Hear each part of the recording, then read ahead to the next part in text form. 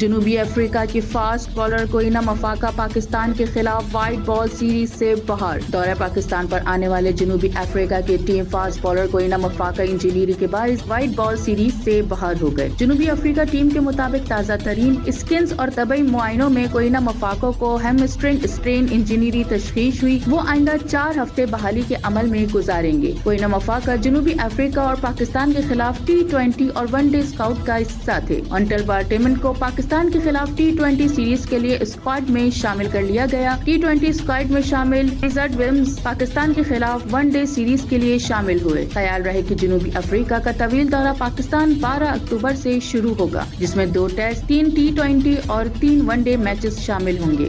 آخری one day 8 نومبر کو کھیلا جائے گا۔